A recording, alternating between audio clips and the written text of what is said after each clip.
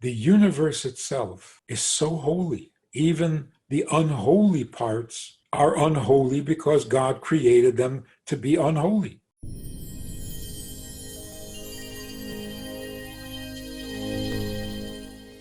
If you think the world is messed up, if you think the world is out of control, then you have to say something. Then you have to straighten what is crooked, repair what is broken, sweeten what is bitter, and illuminate what is dark.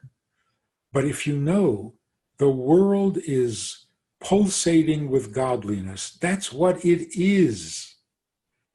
That's what you're seeing, that's what you're feeling, that's what you're sensing in nature itself. If you see it that clearly, what does divine providence mean? It's like, oh, wow, something happened and it was divine providence. Does anything happen that is not divine providence? If the very existence of the universe is an obedience and a response to God's instruction, what does divine providence add to that? You already have a completely, totally obedient, responsive, divine universe. It's all his will. Now, it's true. There's no free choice in nature. The cow can't help being a cow.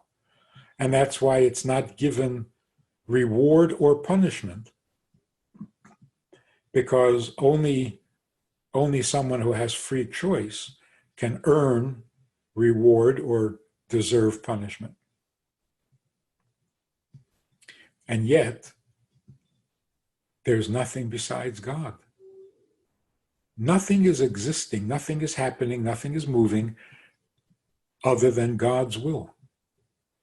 The cow is God's will. That's what it is.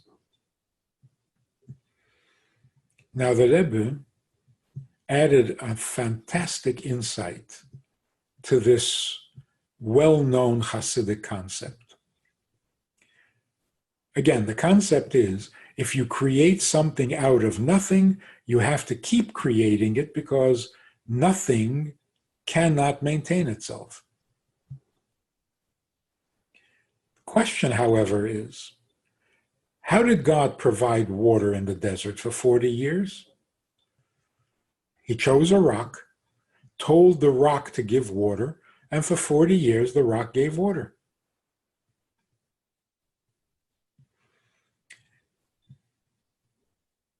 Why couldn't God, and why didn't God, create a thing, a light bulb, and then give that light bulb the ability to spread light? And then he wouldn't have to recreate the light constantly.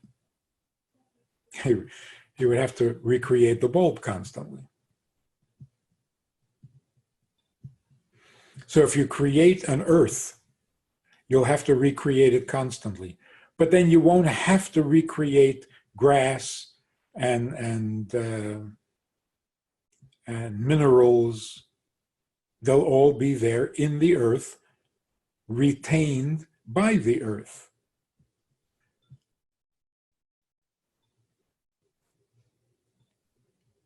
In fact, the logic itself that says that you cannot teach nothingness how to be, even that God created. God created that logic. If he had created the world differently, then a nothing would be able to be a something without assistance. How would that make sense? We would get used to it like everything else.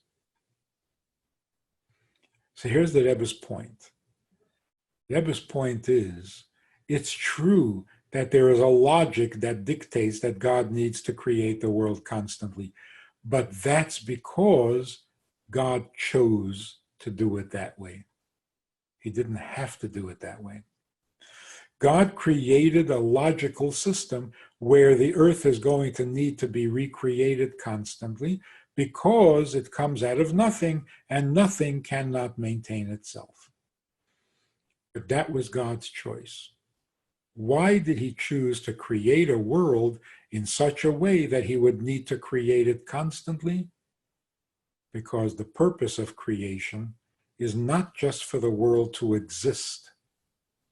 The purpose of creation is for God to have a relationship, a partner, the human being.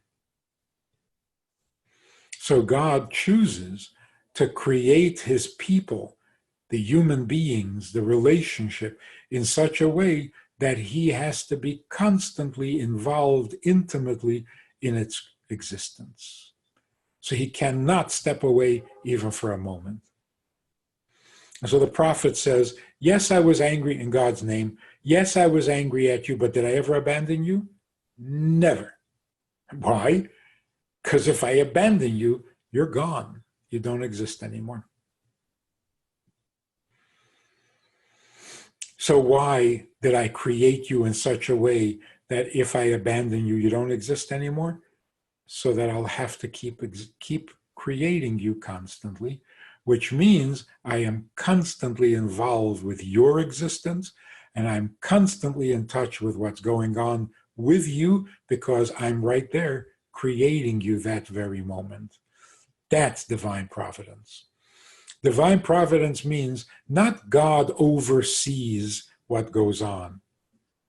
God is inventing and creating and producing and causing whatever is to be.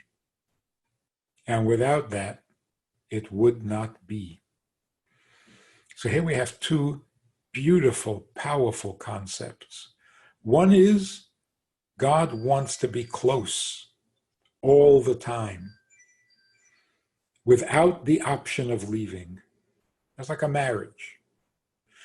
On the other hand, the universe itself is so holy. Even the unholy parts are unholy because God created them to be unholy. So they're just doing what they were created to do. Just as the cow is totally loyal to being a cow every moment of its existence, the pig is totally loyal to being a pig every moment of its existence. The Yetzer Hara does what a Yetzer Hara is supposed to do all the time. It never takes a break, never lets up, never stops being a Yetzer Hara.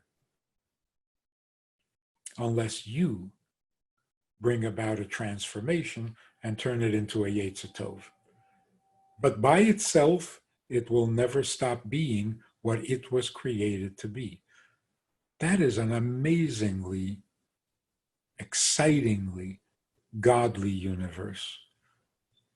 So when you walk down the street, you're standing on the pavement, you're standing on the road, in the field, and under your feet, godliness is happening. The earth is earthing because it was told to be.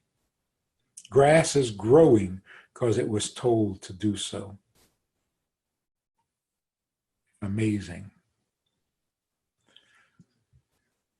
Coming of Mashiach will reveal all of this, and we will be able to see it with our eye, not only with our mind.